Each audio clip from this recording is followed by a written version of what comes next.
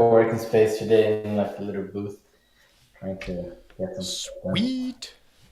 Right on. All right, I think we're live, folks. The magic is here and happening. What's up, Kevin? Good to see you. Hopefully, we're in the right place. Ecamm Live, which is this software, came out with some massive update, and I always just hit the update button and then kind of figure it out, which may not be the right thing to do. So, I know, Sometimes. yeah, in the past when I've hit kind of go live, it went to the wrong place, but fuck it, they'll find us. So we got what do we got today? Big news was, let's see. Last Sunday they had the whole like POC Oracle update, minor disaster, but it seemed like they sorted it out and it seemed like everything's okay now. Although I saw today Jermit said something about like a POC rewards fix. You guys see You anything like know, that? the big news we should talk about is the fact that Dave's now got his grant funded again and he's continuing with Helium Analytics. I did not know that. Ah, Yeah, congrats they've to Dave. extended the grant. They've extended the grant for him That's to keep awesome. going with what he's doing.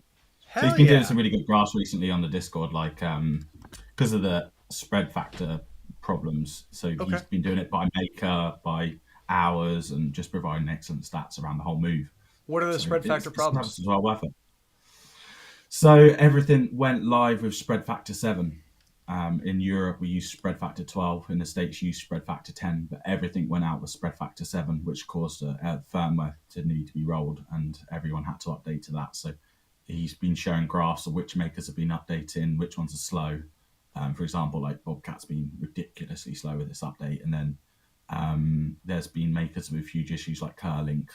They've just not swapped over quite yet, but having the data on that is the most important bit, right? We can pinpoint what people are likely to feel, because in the EU, if you were on spread factor 12 and you dropped to 7, it's like being able to do 30 miles going down to like a couple of miles. So Huh. all of a sudden, even though we're seeing tons more activity, we were just seeing like 4 witnesses to a beacon instead of the full 14 because we lost all our range. Ah, So okay. Ah, so he's tracking that. Rad. yeah, exactly. Right on. Well, maybe we'll have to get him back in here. I know for a while he had some pretty dark days, but maybe we'll reignite his interest in data because he loves data. Yeah, man, it's so sad. Like I miss him. Yeah. Um, Yeah. Well, yeah, it's I it's think yeah, the I'm sure the foundation and Nova Labs are working pretty hard to get the data accessible for everyone, especially after the Solana transition. So that's something that every week I bother them. I'm like the people like keep like can I have some more, sir? Kind of know keeping asking because there's a lot of people who rely on that data. Like Hotspotty, we do so much stuff with the data to show on our website that if Helium just moves to Solana and then just like, okay, bye to everyone, that's going to be a massive loss for the whole community. So not just for Hotspotty, but everybody else that does things, right? And with the move for like uh, private data or like uh, private oracles and everything, it's something that they need to be very straightforward. But I don't think it's necessarily that they don't want to do that. It's just that they have a lot on their plates.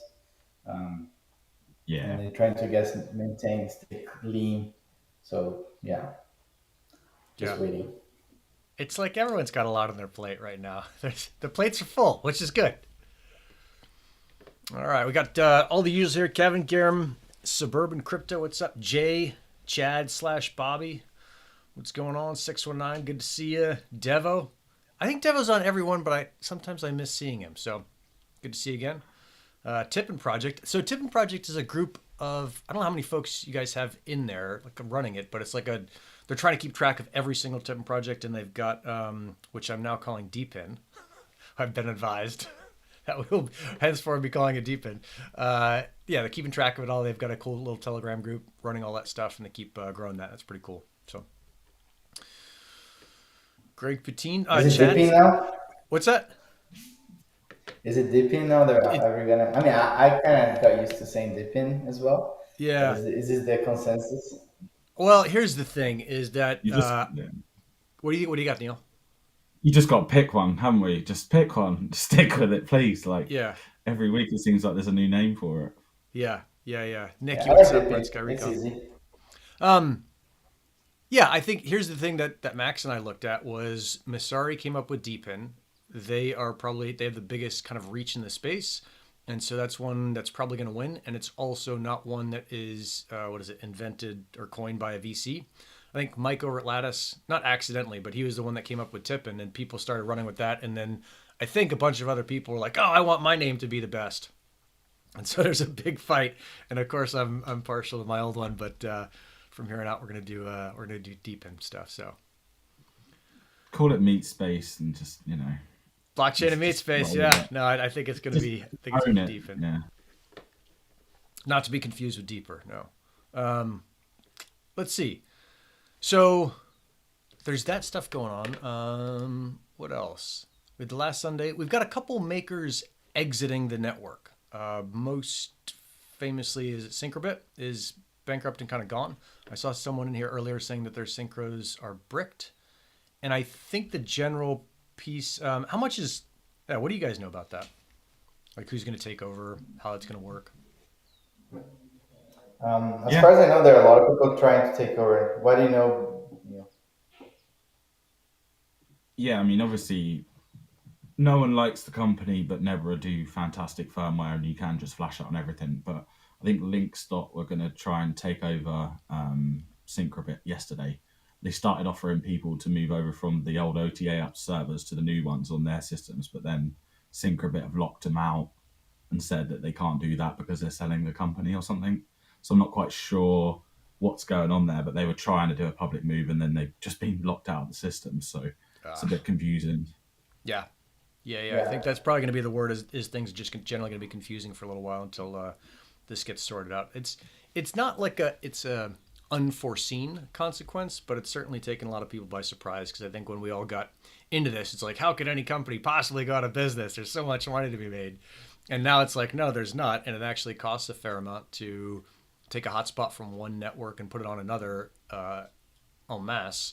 One at a time, no big deal, $10 here, whatever it is. But you start doing a couple thousand, those costs add up pretty quickly. So Exactly, exactly. And, we're in a room of people that love DIY. We can pull together a miner and put it on a DIY system. And then, you start looking at some of these makers and realizing they want to charge a monthly fee.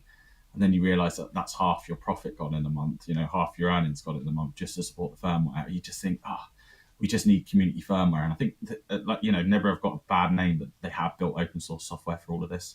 You yeah, can run it on Balena Open Fleet, which is great, and it's perfect for what we need to do. So I think it would be better for projects to go that way. But even Nebra, they're doing features that are trying to entice users to pay any extra bit of money to upgrade to their pro systems with the dashboard and the extra features. But they need to be able to survive. They can't offer these services for free. Like Nebra and all of these companies put this cost into the price of the hotspot. So the second a company like that goes bankrupt, no one's just going to pick it up for free. That's got to be covered. So that's why they're putting these fees on. But it just sucks like that there isn't community firmware.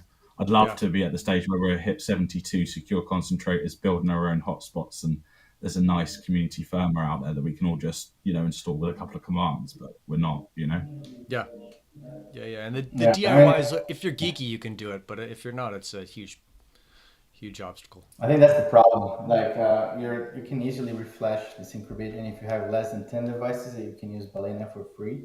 Yep. Otherwise, Balena is not super cheap. Like to especially like at the current state of the HNT, that the miners are not mining a lot. Even Linkstart at $3 a month, so I think they're gonna have a lot of people complaining about those prices. I mean, I can see because of like Hotspot, we're also not very expensive, and we have a lot of people complaining about the price because comparing to how much, if a hotspot is gonna make $8 a month, you're gonna pay three to just update the firmware. People get unexcited. I think I've seen some people coming up with some solutions for that, but I don't know if I can. I'm not allowed to tell that yet. Um, but hopefully something cool for the rescue be implemented, other than like a fixed amount that they charge fiat as well, because fiat is very volatile comparing like crypto is very volatile. So Crypto $3 and can fiat. be Yeah. very expensive or can be very cheap as well, right? Um, yeah, Six one there are nine is some saying solutions in the work. Yeah. 619 is saying he'd pay $3 a month if it came with disco mode. Why would you pay that? Like, why is disco so important? They love 100%. it. Everyone loves it for testing, don't they? Just to be able to instantly see results. And like, if I hold my antenna up a bit higher, what are the different results? And that's what Disco allows. But Huh. Never are doing that. Never are doing it in their premium subscription. They're going to bring back disco mode. So Okay. it's like features like that. Like I said it to Bobcat and companies before. If you want your app to do well, start putting features in that people want, and then they'll start paying the money for it. They Yeah. haven't got any features, so no one really wants to use it, or. But then Never starting to do things like disco mode would really change the game for a lot of people. Yeah. Is there? Huh. That's interesting. Because I've been so putting like sensors in and then just going out with Glamos and checking it. Maybe I'm just too manual with that stuff. Is there anything else that you guys can think of that a manufacturer should put in that would be super useful, either to a person or the network? Yeah, I mean, this commode could be really cool. I agree. Yeah, I mean, that goes with the whole problem with manufacturing that everybody. I mean, I would have expected the makers would take this cost for like let's say a 10-year device, then you implement that into the cost of the device when you sell it, and then that's the maintenance cost. Um, I'm just Yeah. thinking that actually the problem is that you're trying to save a company that already received the money for the device and just giving up, right? And there's a big chance that other smaller makers are going to follow what Simper bids to me. Just like Yeah. it's not worth my trouble Yeah. anymore. Yeah. No, we're gonna see a bunch drop out because it's just not worth it to keep them going. I get it. Yeah, so It's just then business. a good Yeah, the other solution ones. that would work for everyone. So the other one right now is Control Eno. If you bought a Control Eno hotspot, the only way to get it upgraded to the latest firmware is to pay a fee, unless you want to roll someone else's firmware on there, and it's just bad business. That's not Yeah. how you do this. I'm It's pretty just sure that's against the ethics doc that they signed. mm, But that's all I got to say about that. what at the end of the day, what can the MOC Nothing. do? That's the thing. It's like you That's can't. the point. Yeah, there's nothing you can do. Even if you could nuke all the hotspots, that just pisses off the people who bought the hotspots. Like there's nothing. I think the focus just needs to Yeah, stay on hit 22 and get secure concentrators in, and then we could just admit that hit 19 is a complete failure because we cannot trust manufacturers with keys. So Yeah. it's pointless doing it this way. I don't We know if I'd just say need it's a secure complete concentrators. failure. It is. It's like there's two ways to look at it. One of them is that hit 19 worked so well that it ruined the network. So that it brought too many hotspots on the network before the network could handle it. Yep. Sure. If we'd been going at a smaller pace with just a few manufacturers like Rack and Helium, the pace would have been set by the market and what's available out there. So we wouldn't have screwed everyone over that got their hotspots like 1 year later or 2 years later. And just that manufacturers have been shown that they can't be trusted. Look at Deeper. Yeah. But you got a bunch of Look at manufacturers that built good stuff, that did a good job. You got. sure, I mean, I think sure, it's like one of those things where people hate Emirates, but without Emirates, there's no Helium network. Without Emirates exactly, buying, yeah, exactly. 10,000 of them or whatever they bought and handing them out for more or less free, Mm. it's there. yeah, I just see 72 being that way that we just don't have to trust anybody. Yeah, yeah, no, I Um, think there's HIP 19 certainly had flaws. I mean, it's something that I'm looking at now. Is how do I build a package that has multiple mining rigs on it? And so I'd go through HIP 19 for Helium, and then through whatever for the other project, and whatever for the third project, and have a thing that's a little bit more expensive, but you put it up on a pole, and now you've got everything that you kind of can put up on a pole is on a pole. I think that part is pretty cool. Makes a ton of sense. Makes a yeah, ton of sense. There are other projects out there that can be run without affecting it. Big ones like a VPN client. Yep. We could support decentralized VPN, but then there's also things like a Bitcoin Lightning Network that needs nodes all over the world. Like we could host a node on each hotspot and be Yeah. the biggest thing to Bitcoin that would ever exist. That's what the Lightning Network needs, but right can't add that without going into the grubbins and getting into SSH and doing all of that. But Yeah. these manufacturers can put these things in to make them better. I mean, if you're earning more money for putting it up and it doesn't affect the other networks, then why not do it? Yeah. No, I totally. Let's see. yeah. Oh, I'm I switching you mean, around, Daniel. Sorry. no worries. We But got. I 100% agree. Like, especially right now that most hotspots are running on the Raspberry Pi 4, there's so much Mm. unused power that, like, it was needed at one point. Nowadays, not anymore. Hey, Jamie. Jamie Dubs. What's What's going on, up, Dub? y'all? From the office of office of JD. Hey, you were here at the very beginning of the whole state of the network, but I don't think anyone has seen you in a year. So, who are you, and what do you do? Yeah, hi. Glad to be back. Long time listener, Yeah, like fourth time caller. Yeah. fourth time caller. Yeah. Um, JB Wilkinson. I'm a board member, longtime board member with the Helium Foundation. But I was also very active, especially in the early periods of forming governance and helping set up the foundation's grants program and the HIPS process and the monthly community calls. But we have staffed up, and much more talented people than me have taken over almost all of those responsibilities. Okay. What are you doing now? The last time you were on, you talked to us through like using ETL, so it's been a while. Yeah, we're still knows all about ETL life. Uh, what we're up to now? Busy with foundation things and Helium Life, and then I have a number of other projects that I work on too, sort of both on chain and off chain, and so I've been keeping myself busy. Dude, we're getting a lot of requests for With the dad foundation. jokes, Jamie. What's going? What is your reputation? The community calls. We had a thing going. Okay, let me. Can't think of any fresh ones offhand, but you're in luck because I keep an You have a list entire of them, right? notebook full of them. My wife has been making fun of me endlessly about the piracy joke that I did on the last community call. You guys, Neil, you're laughing because you saw it. I think so. I think I did. It's just been a running thing, isn't it? Dad joke every community call. It's been great. Yeah. Okay, Neil, I got one for you. If April showers bring May flowers, what do Mayflowers bring? Pilgrims. I don't know. Pilgrims, my fellow American. That's right, America. Yeah, yeah. That's not fair. That's not fair. Sorry, Neil. Sorry to I jump would tell in you there. another. Okay. I would tell you another joke about pizza, but it's really cheesy. Nice one. Nice one. So we got that. Good God. Well, welcome back, Jamie. It's good to see you. Is there anything new that you're psyched on in Helium that you're seeing come down the pipe? Obviously, the whole big move to Solana is here, but you've been here since the early days. Kind of what are you seeing now as a longtime Helium community member and really deep into it? I think as deep as anyone.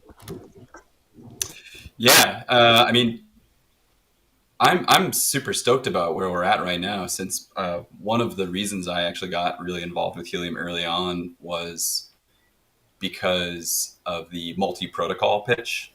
And even though I think in the early days it was LoRaWAN, LoRaWAN, LoRaWAN.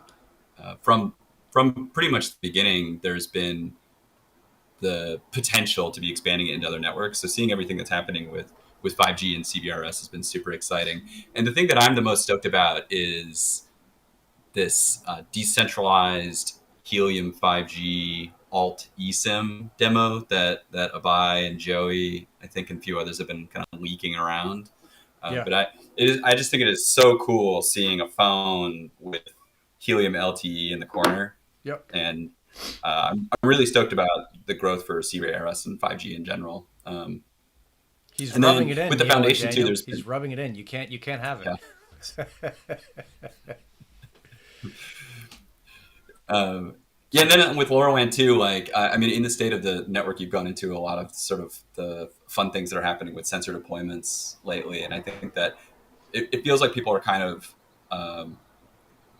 moving past the let's deploy as many hotspots as possible as quickly as possible phase, and into the I wonder what I can do with these hotspots phase. And it's really cool because it's like once you start getting into it, I think people really start to realize like how useful it can be having, your building wired up. Like even in my building here in New York, I've worked with our co-op board to wire up temperature sensors throughout the building so that we can sort of tell like if our 100-year-old boiler is actually working correctly. And the city deploys air quality sensors all over the place, which helps with sort of like air quality alerts. And I've got a GPS tracker on my bike and in my car and in every little gizmo. And so I think that like all these things are cool. Then Wi-Fi. Have you guys talked about Wi-Fi much lately? No, what's that? It's this other radio protocol. I've never heard of it. It's just radio. It's all just radio waves. No, we can't wait for Wi-Fi But- over here in Europe. That'd be Yeah, I think it's too far. I think it's pretty Next cool. thing. Yeah, and then I've seen some tech demos of not Wi-Fi 6E, but I guess it's Wi-Fi 7, and the range is pretty phenomenal. And so I think I don't know enough about it to kind of comment on what the rollout might look like, but the idea of building like a Wi-Fi based radio network is pretty cool too. Yeah. Yeah. Let's see. What are they saying in the chat? Amir said something next week is coming out about Wi-Fi. So, Neil, who's this Jamie House who's psyched on you and giving you a hard time? I'm not sure. I just never remember people's names. I only remember screen names. So when they're different on YouTube, I'm like, It's like, who are you? It's like your best friend. You're like, oh yeah, it's like Yeah, we Jupiter talk 7, all of course. the time. Yeah. Yeah. Very I good. mean, Wi-Fi 7. Are we there yet? I mean, I think that like Wi-Fi 6E is still quite new. I mean, it doesn't matter. Right? At the end, think 7 it's is- just a protocol.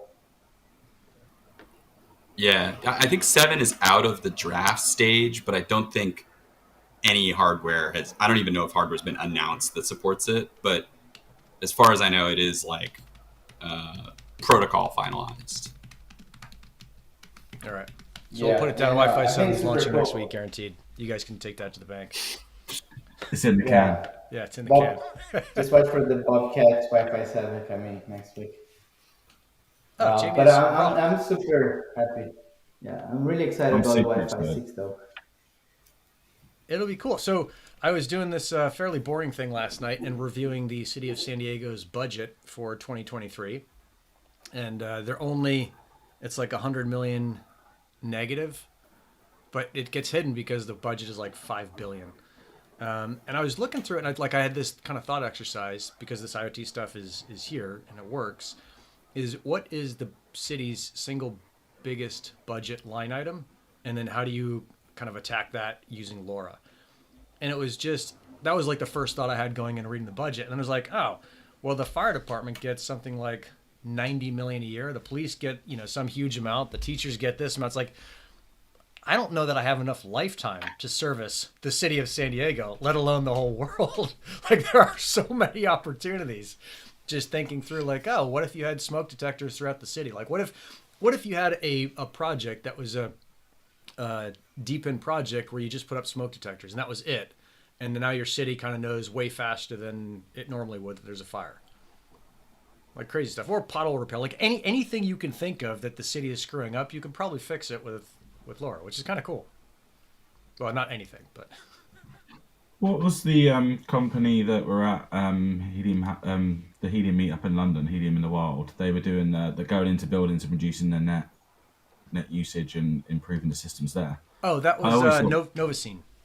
Novacine, that's the one. Yeah, Novacine were doing some fantastic things. They were going in and saying, our services are basically free because we're saving you this much money, and Yep. the more we do for you, the cheaper it gets, and you get to this net zero point. Like, I just thought that was incredible, and if more people are doing that kind of stuff for businesses, they're really, they're affecting their bottom line and making it cheaper and better for them to do it. They just do so well because there's so many companies to go to, but it's just picking a thing, isn't it? Just, I'm going to do that one.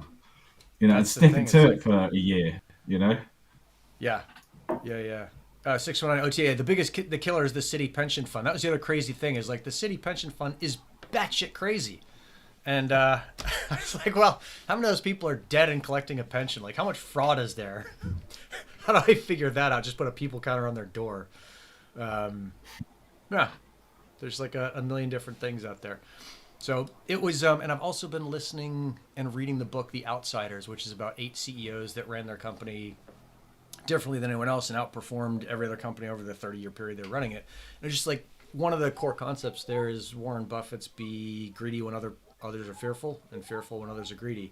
And like, we're in the place where everybody's fearful. So it's time to be greedy. Like, this is the time to be building all of these different things. And Neil, you're in, and Daniel, you guys are in like the ups and downs phase. In 1 week, you're on top of the world and you got the world by the balls. And the next week, it's like you're being throttled. But this is building a business, and it's pretty rad to watch both of you guys go through it and deal with it. So Yeah, man, washing machine life or roller coaster, it's wild, but it's cool. I'm regardless what happens, I'm super like happy to have that opportunity. That I've learned so much in the past 2 years. I'm really like happy to found the Helium ecosystem and now the DP ecosystem to like try to build something for you guys and for the community. And yeah, it's been super cool, but not easy. no, Like I think these beard holes I have is stress, so um, should get better eventually. the stress beard. Yeah, or I Jamie, they're think to just myself, lighting off keep these liking. jokes. They love this shit. Just getting geekier and geekier. I mean, God bless Jeremy Cooper. Yeah. So, what else? That was like the business thing is that I looked at. The sensor stuff. Neil, I think Daniel, maybe not. We've been looking at this like Platformio thing, not using Arduino. And Platformio has been super difficult. And so Travis had this idea that we would do during the weekly kind of 𝐭𝐡𝐞𝐫 Hackshare things. We'd teach people how to use Platformio, which sounds like it'd be a cool thing. Ton better. It is a ton better. I love Platformio. Like using that Arduino is all right, but just making sure you've got everything set right, it's just a pain in the ass. Whereas Platformio is just like Visual Code is the way most devs work every day because it's just that good, you know. And just having the projects in there just takes a little bit more understanding, but it's so much better. And then when you get into like the Git side of things, it's all handled for you, and you can start Oh, it's making so changes and difficult for uploading me. it to I your haven't been one able to get it to project. work yet. But once you're there, once you Yeah, realise it's so much quicker for work, and then you can install things like what's the GitHub Autopilot, and it just writes the code for you. You know, you just tell it what you want, and it writes it. So you could Yeah. just get so much faster with the development. So we should almost have like a yeah, section for kind of AI LoRa stuff because there's another one called Replit, REPLIT.com, that does stuff where it's like, oh yeah, it'll do magic with code and AI stuff, which I think is super useful for yeah. those of us that don't do that, making it work. I mean, I recommend trying to understand the code that the AI is building because I agree, like with Neil was saying, I use sometimes the GitHub Copilot. You make a comment of what you want to do in a function and it makes the function for you. 90% is correct, but the 10%, if you don't know what you're doing, it can like destroy the NSA or That's the something. thing, isn't it?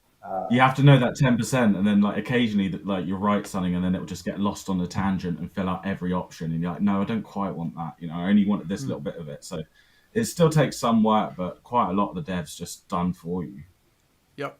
And then the other thing I Yeah, was it's doing it's this impressive. week was hiring someone to write code, like saying, "Hey, this is what I want." So Neil, the thing that you had asked for, which is that the sensor, the temperature sensor, this thing, get put That's so onto cool. Platformio. I hired some dude to do that, and Yes, then just made that public. And I think like I don't see how that's going to make money, but I think that's like a generally good way to go is to create stuff and share it. well, the Yeah, people there that will make money off it is taking it into those that take it into a business and solve a real business need with those. You know, Yeah. there's industries everywhere that want those sensors, and now you've got a great sensor you could just pick up off the shelf and just go and run and work with without having to do any of the research. Because when I first saw those, you couldn't use them on helium. Yeah. So already we've come miles, haven't we? You know, people are using them all over the world now, so it's really cool to see.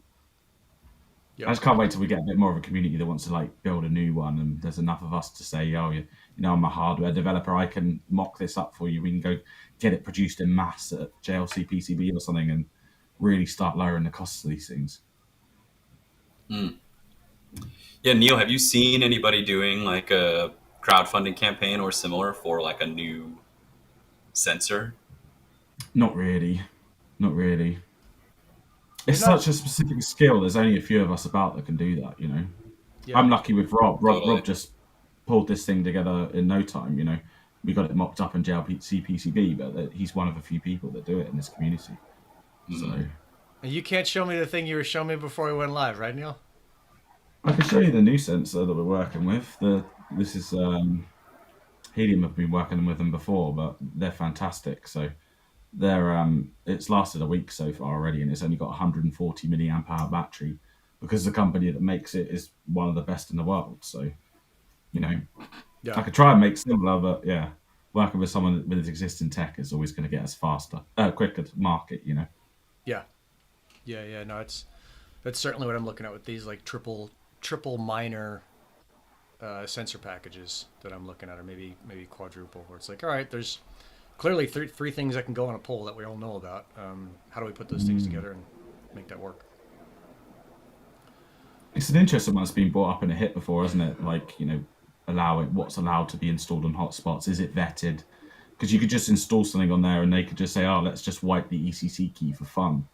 And who's checking that it's not doing that? So it was always kind of like such a gray area that people just kind of didn't follow it on. Yeah, but this secure concentrators thing should solve that, if I'm understanding it right. Yeah. So Right now, you could just issue a command that will wipe the ECC. It could just wipe it. They're meant to be locked, but they're not. So people can just roll a new key, and then you just lost everything. But if we're on a secure concentrator, you can't just ask it to get rid of the key. So yeah. Let's see. Great Gateholder's asking if I'm doing CBRS. No, I don't. I don't think I'm doing CBRS. I've got a couple pollen units that I just unplugged because of the whole fiasco. And if those guys allow me to switch them over to Helium without signing a waiver that says I won't, whatever, give away a ton of rights I don't think I need to give away, then I'll switch those things over to Helium because I don't know that pollen is going to crush them. Maybe I'll add that to the poll, but then that would just be another Helium thing on the poll. So. I mean, you can put a lot of things. Yeah. You have a few DIY hotspots, right? Maybe in your place, you could do the DIY. So you can put learn Docker. Or just use Balena. You can put a bunch of different projects. You can have like put like a 5 terabyte disk for storage and all the things. I mean, also one thing that Neil said that I don't know, am I the only person in the ecosystem that is a bit skeptical about VPN protocols? I would never install a VPN in my home. But you just said you're like, yeah, put a VPN. I see you want to put it on my house. It's like, no, yeah, you put it on yours if you want to. I just would never want that kind of traffic going through my house. No, me neither. It's an interesting one, But some people will. Yep. Neil, is that because of the legal liability or the bandwidth usage or something else? The legal liability, from what I understand, of running a Tor exit node. People are getting their equipment taken from them and put into the investigations, aren't they? So I just would not want that. No, exactly. Yeah. I've run Tor relay nodes for many years just for fun because I like the idea. But I would never ever run an exit node, and all these decentralized protocols that do that. I was checking, and none of them have a relay node. Everything's exit nodes, and then that means that if someone uses the VPN through your house to do something illegal, you are the one that's going to be penalized most likely. Unless you need to somehow prove that you're mining crypto with that, and then it's another thing they need to prove. But that's me. There's one called Mysterium that's pretty good, and they do have a filter that says only legit traffic, so it will only go to like Google and things. Any bad websites, it just won't route the traffic through your node. So it's a little better, but you just still don't know how good their detection is, Yeah. No, it seems like, I don't know, maybe I'm just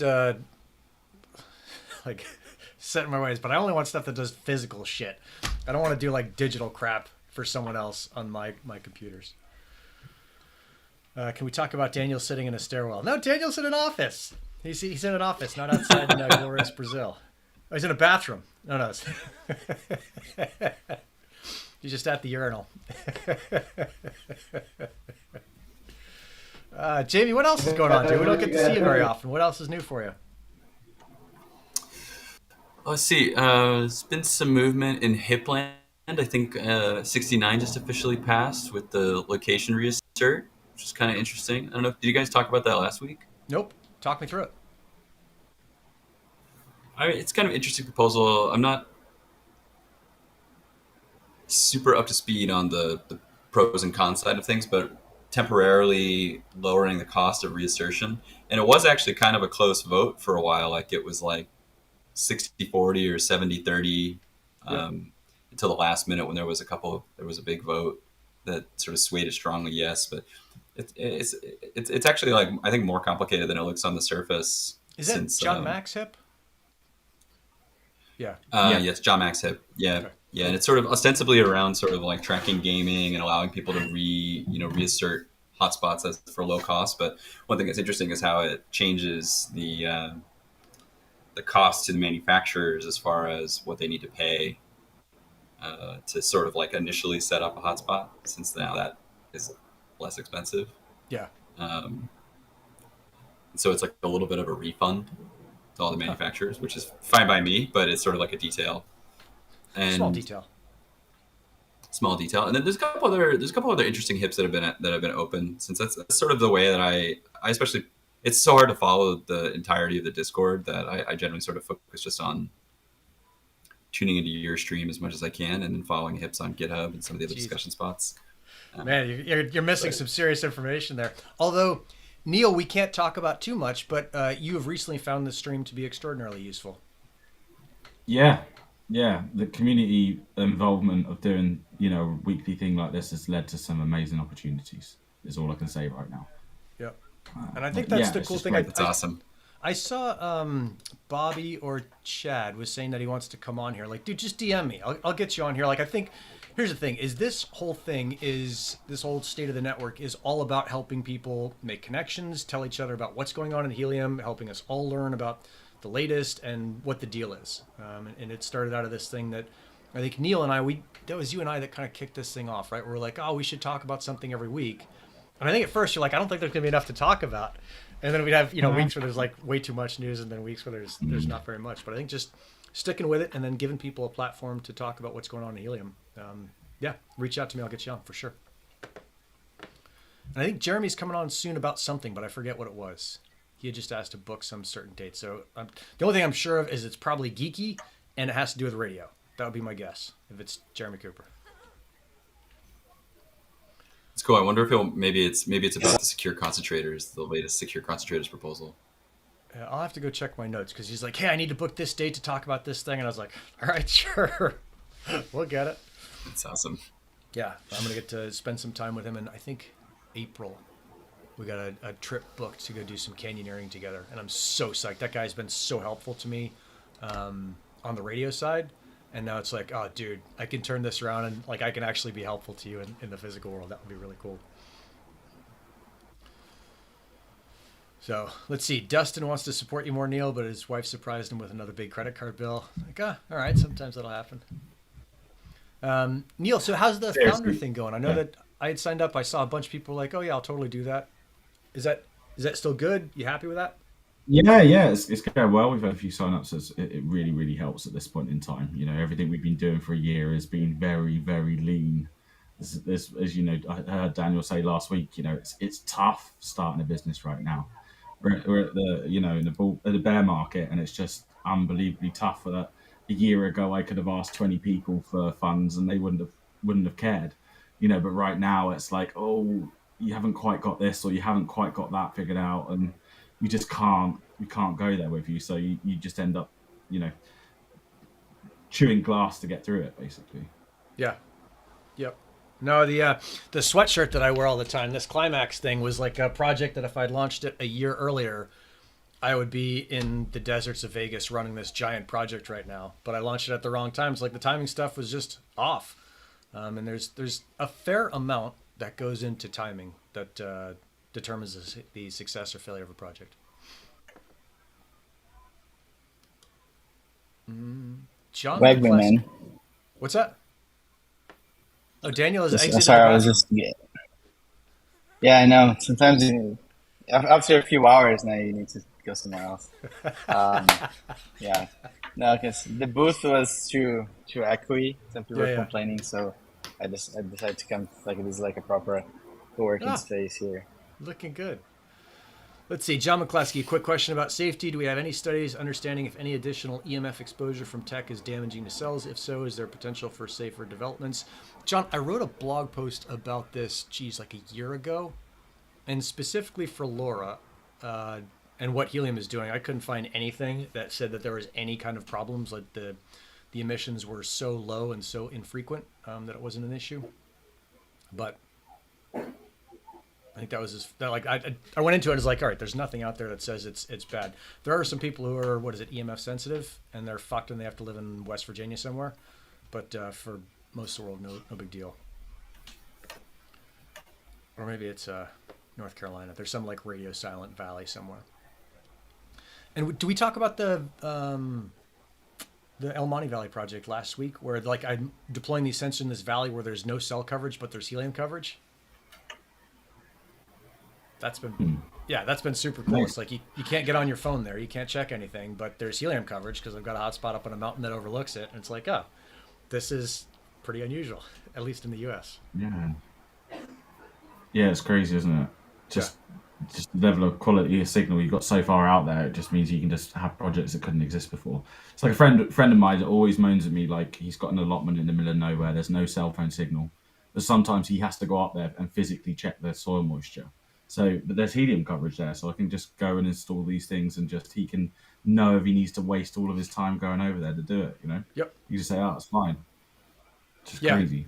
And I bought a bunch of the new ones of these. So this is the LoRa one. I bought a bunch of the LoRaWAN ones, as well as the whatever USB to serial blah blah blah thing that comes with it that supposedly makes it easier. But yeah, it's like those are, I don't know, $20 each or something with shipping by the time you're done with it. It's pretty darn cheap. That saves you. I mean, like, especially if you're driving way out the back or beyond, that's one trip of gas. I did catch your vernal pool shorts. They're pretty good, man. It's nice Those to were see good. you tech using the field for unusual things. You know, you just wouldn't have thought that needed monitoring, but someone being sent out there every day to go measure the water levels, it just doesn't make sense, does it? Yeah, and there was a ton of learning on there. Like the so I put that on Twitter, and then there was a guy who came on who said, "Hey, I've used those same sensors. They are really susceptible to temperature variation. So as they heat up during the day, the readings will be completely off by like 3 or 4 inches, which is as deep as a vernal pool gets." And he was using them in the Great Lakes for it's like something to do with boats. But it's just, I think some of the stuff is as we what's the Spanish word, empezar, like as we try these businesses out, you just learn like, okay, well, this doesn't work, or you have to control for that. And this, I think these next kind of 6 months is going to be a period that if you're willing to be totally fine with failing, 300 times in the next 6 months, you are going to crush in 2024. Like 2023 will just be a bunch of like bumps and side turns and exits and early off ramps and all kinds of shit. But you'll be so set up for 2024 that, you'll regret not having failed a ton in 2023. So, Dustin, the National Radio Quiet Zone, an area of 13,000 square miles in eastern West Virginia. Shit, I was right. I thought it was West Virginia. So, I'm also enjoying, I'm just browsing through some of these cattle trackers. This was a new one for me. At CattleCon. I'm loving, 𝗚𝗿𝗶𝘀. Yeah, CattleCon. 𝗚𝗿𝗶 sharing this solar-powered LoRa GPS tracker is pretty incredible. You can just that's it on a Travis. cow. That dude knows more about geeky shit than almost anyone I've met. Like, you can ask him anything like, hey man, is there something that you can inject that will emit, this radio signal and allow you to open and close a gate and then also, like fire a cow to the moon? He's like, oh yeah, back in whatever, West Virginia, there's this Montana company that does that specific thing. It's like any sensor questions, ask Travis, but be ready to sidetrack immediately. Yeah. Pretty awesome. That's what an interesting sensor. Yeah. Yeah, we had I heard. Good. Oh no, please go. We had someone on the crew call talk about the cattle tags, and I initially thought about them like, oh, just so you know where your cows are, but I guess this will reveal my suburban living. Cows die, and when they stop moving, like you want to know about it, so you can go find the cow. And I hadn't even thought of that. Like, there's just so many things that so my ignorance is continuously stunning. Yeah, I was talking to I Love Cows about that. He was saying that basically if a cow doesn't move within 6 hours, it's probably dead. Really? It's crazy. I didn't realize that. They move that often that if they're that still for that long, it's likely that they're dead. But those cattle ear tags also take temperature as well. So, they can find out straight away if there's something wrong with it. And they can work out if they need antibiotics and things as well. So really will save the herd. Yeah. That's fascinating. The temperature is so interesting to be able to gauge their health, like use a proxy for their actual health. Yeah, it really is going to change how they do it, But the one thing I'll say there is the tech needs to be cheap. there is Yep. not a lot of profit on cattle. So if it's not cheap, literally, we've spoken to farmers before, and it was just too expensive, and they said they'd rather just go out and find them dead in the field, because it's just eating into their profit so much. But Yeah. there's like 3 or 4 companies with those ear tag trackers now, so we should start seeing a lot of cattle tracked by this thing, I think. Oh, and Travis is saying you can see gestation patterns just by watering. Oh, that's rad. Yeah, so I just put in a house energy monitor into my house, and then one in the office for part of another project.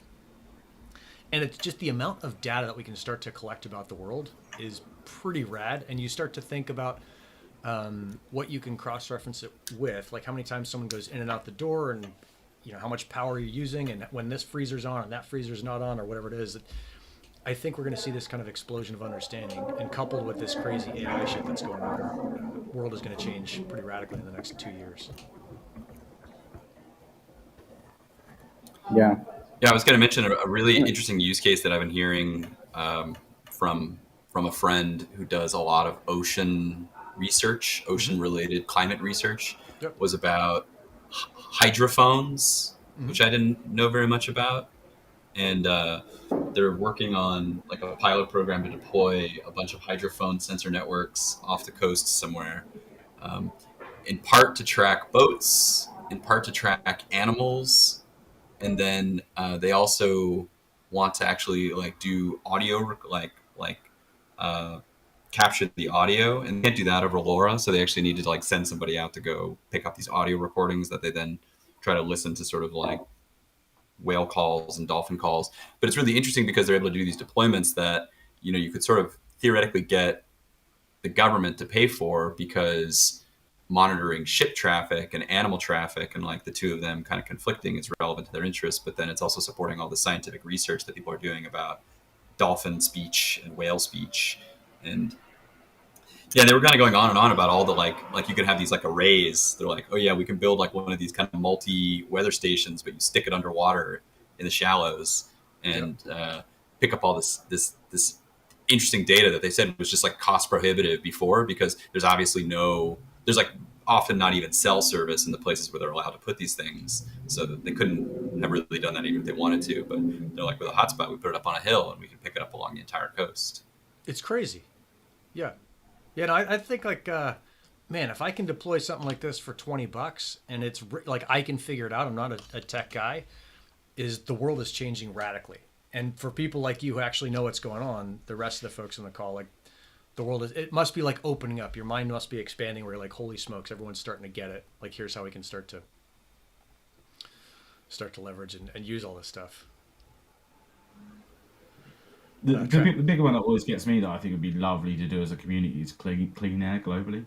So one thing that I've always seen, and one thing that I've learned, is that councils pick where they put their monitoring stations, and they pick particular places to make it look like the whole county's fine. But really, with a technology like this, we could just put one on every street corner, and actually get a true reading for the whole county, so they can't. We can verify their data and see, they're saying that this is doing this effect, but is it actually, and direct their money into the right places. Like a lot of the time, these clean air monitoring stations are £1 million each, and they'll deploy like 4 of them and just rent them from these companies and be charged this astronomical amount. But we can get the tech down to like that $20 sensor range, everyone can do it. And then all of a sudden we just have this amazing wealth of data that we can do a ton with, The next stage beyond that's AI, obviously, actually looking through these big data sets and dealing with it.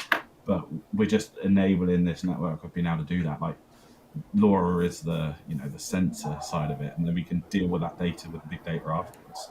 And it's exciting to see what's coming for it, Yeah. Neil, were you guys using for the trilateration stuff, the stuff you released kind of right after Helium in the Wild, where you're like, oh my God, we've got these great, like really accurate tracking just using the mappers. Was that using kind of machine learning stuff at all, or AI, or was that just you guys geeking out on Excel? No, it uses basic maths to get an idea of where it's going to be based on how strong the signal is. But then it also uses TensorFlow that's looked at 2 million records of all packets data with GPS locations on it.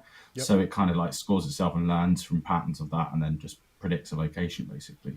And you guys had the first kind of big data set, right? Like nobody else has a data set that big for that kind of specific thing, right? Yeah, for the last like 6 months to a year, we've had all packets on for about 600-700 sensors. So there's like 2 million records with all packet data. So we can look at a model that predicts the location and then show it the actual result and train it to be better. So Yeah. it's been growing, and we've been using it already. So right now we have a customer using nanotags using it, for example, Yep. seeing how it goes and testing it for us. But we just think we can get to a place where we don't rely on GPS. GPS is just a backup, and that just means that we can have devices that are as small as this, but with a lifetime of 6 months. Yeah. Yep. I think Mike Horton at GeoNet wants to talk to you because one of the things he was talking about on a recent call was if you don't know where the helium hotspots are and people have misasserted them for various reasons, that location gets less accurate, right? If you think it's in one house and it's 2 blocks over. Yeah, so exactly. Yeah. I think that's the other thing we're going to see in the next 6 months is we're going to see, it will seem to be like an instant integration, but it's something that I think is kind of starting to happen now across different projects. So I think GeoNet is going to start to embed in a bunch of different projects and say, look, you're going to need centimeter accuracy for this, for like these 9 projects, whether it's Demo or Weather XM or Helium or whatever it is. Or even Analabs. I mean, the crazy thing, the React Network stuff is that you can put what address you're at, but we all know that GPS can kind of drift a little bit, and it'd be pretty cool to say like, no, this is where it is on my house. It's on this panel is where this device is. And especially with, what is it, Class C, being able to kind of push stuff back up. That the whole thing just gets like more and more interesting the further we go. Yeah, I mean, we've seen it, when we've done this prediction system, there's just hotspots that are saying it's over here, and based on the signal strength, and you're just like, well, that's just misasserted. So we could produce a list of misasserted hotspots all over the globe right now. So we can try and like get that more accurate and not have to rely on, users actually placing them. And again, with secure concentrators, they need a GPS antenna. So that will force them to be more accurate. But yeah, overall, it shouldn't be something that we let the user do. We should just know where it is, and score it automatically. And that's what we're always trying to build towards, right? Making POC automatically do all of this for us. So there's no manual deny list. There's no algorithm that needs to be written. It's all just handled. Yeah. But yeah, we need to move to Sol first, and off-chain's just done, and then Chirp Stack, and then governance, and then VHT, and 5G Wi-Fi. Baby steps, just walking along. Yeah. Baby steps. I have to run. So nice to see y'all. Ripping. Thanks for dropping in, dude. I'll come back in the future with some more substantive news. Thanks, and man. Fun things to share. Another 12 months. We'll see you. Yeah, that's right. See y'all. Everybody. Let's see. What else is going on? So 619 wants to do a Helium workshop building sensors. 619, you should come to the GKTT Hackshare stuff that is getting announced in the 𝗪𝗀 server, and that's every Wednesday, 4 to 5 p.m. Pacific. And I think what Travis and I and Nikki and Jason talked about last time is like, hey, if you have a problem, give us a week's notice, and we'll put together something for you where we'll just walk through your problem with you. And I think that's the kind of community stuff that we're going to be working on, because there is, as Neil said, there's not everyone knows how to do this, but Neil and Daniel know how to do this, and Travis and Nikki and Jason, the rest, like there's probably 20 people who can solve your problem. And so it's really just surfacing your problem and then attacking it with a bunch of people. I always think it's one of those things as well. Once you get your first sensor down, you fully understand the full workings of it. The second sensor is just a ton quicker.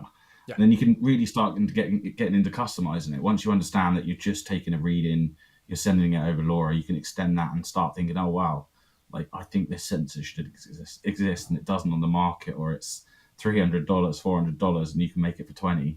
Once you start seeing that, we'll see, this huge network of these sensors grow and these new products come into the ecosystem. Yeah. So yeah, it's great to see. I saw a weather station that the Yeah, government it's a matter of has time. for $7,000. I'm like, well, I can build it cheaper. What were you saying, Daniel? No, did I lose you? Oh, well, I'm confirming Neil. Like everything. Sorry, I think the internet here it's a bit not great. But yeah, exactly. The hard part you have the first time. You drive the struggle bus when you're working on your project, but then once you go through the pain of learning, then the next steps is it's much easier. So getting everything chewed up for you sometimes is not the best way to learn. If you want to get something easy that you don't care, then just do that. But if you actually want to learn and be able to develop new products on top of a new project, you're going to go through pain, and things get easier as you progress. And people are here to help, right? The community is there. Like, just ask for help. Don't try to do yourself everything. We're here for support you. Yeah. Yeah, and I mean, there are some points where like you just want to cheat up and spit in your mouth so you can swallow. But there's I think it's the more you know, the more powerful you are, and you just got to make like the trade-offs as to what business you're going to build, right? Are you going to build a business where you're the soup to nuts wizard? Or are you going to build a business where you're really good at one thing and not the other, and you hire that out? I think these are all just decisions that we kind of figure out and make. So, yeah. What is? Oh, I will put this out there. This is a Daniel. You'll smile at this. This is a fucking hint. If you have a small helium project and you think it's radical, you should tell me about it. I'll just 100%. Yeah. You know, I have people coming to me all the time, and they're saying, you know, we're lacking funding. How did you guys get going? You know, how do I move this thing forward? It's all about being out there and showing people what you're doing. You know, no one's going to find your project sat on GitHub by itself, but you come on here, give a quick tech demo or a quick explanation, and you suddenly see it. Like, there's a company in France not long ago, they've done home security on helium, but they've got a website in French and they haven't really been public about it. So you're never going to find that project or support them. So if they were to come on here, they get a bit more exposure and a bit more hype about it. They've done uplink shows, but I don't know. People don't see that. They see this. Yeah. We'll get 𝗪𝗁 on here because I saw he's on here now watching this, and he can do some French translation, which he did. He was so awesome in Paris. I sat down with these 3 university students, and we spoke just enough kind of inter-French English that we could order a coffee together and sit down. But like the technical details were way beyond me. And he sat down, and he's just like, it was rad. He's just like, totally fluent in both languages and telling people what I was saying and translating back their questions. So yeah. Like, even if you don't speak English, we'll just find someone who translates and gets you on here and put it out there. Because I remember when we did that Ukrainian thing, we raised a bunch of money for that guy, and he bought a bunch of radios with it, and God knows what they did over there in Ukraine. But Kevin's asking, helium in France, what's the company? Squid something. They're on the website. Okay. On helium. We'll dig it up. And that's another thing interesting, Kevin, I think I know where you're going with it, is that helium, none of the deep-in projects have penetrated France really well. It's actually pretty unusual that we got Paul over there, because the French in general seem kind of resistant to like crazy crypto blockchain projects. And so one thing I'm seeing across all these projects is it's difficult to get into France. So if you are French and you speak English, like Disc 91, I think there's a pretty significant benefit for you to take some of these projects and bring them into your country and distribute them out. And I think we're going to see some really cool stuff in some of those projects with how they incentivize that. So, yeah, rad stuff coming down the pipe. Anything else you guys have? We got a couple minutes left. I saw Joe P just joined on, so we missed 58 minutes of him baiting everyone. Well done, Joe. Well done. It's been. I've got a lot of stuff brewing that I'd love to talk about, but I can't. For the next couple of months, you'll see some big things from us. So, really exciting. Yep. And then I guess Daniel, have you got anything? Yeah. You're the same I boat. do the same thing. I have a lot going on, but it's still needing to wait. Okay. Cool. I will say this. So the event that we talked about a couple shows ago, the Deepin event in Ibiza, that was started. It was called Tipping Point. I think we're going to switch that to Deepin something, but that's still going, and I'm seeing more and more interest in that. So probably the middle weeks of October, start thinking about blocking that off. Yes. And we're going to Ibiza. It's going to be pretty rad. And the more I talk to the guys putting it on, and I'm helping them out a ton, like the more exciting it gets. We're going to see. That's where we're going to see for sure a ton of integration actually happen. So pretty rad stuff there. It's going to be a good event. It is going to be a good event, and then we can just go clubbing as well. So, you know. Yeah. Don't try and keep up with Neil when he's drinking. That's what I've been told. The giant can handle his liquor. Cool. All right. Well, that should wrap it for today's show. Thanks a ton to everyone who came on. Thanks for kind of spreading the word. Like I said, if you have a helium project, big or small, especially small, you should totally let me know. And I'll see what I can do to help you. All right. Thanks, guys. We're out.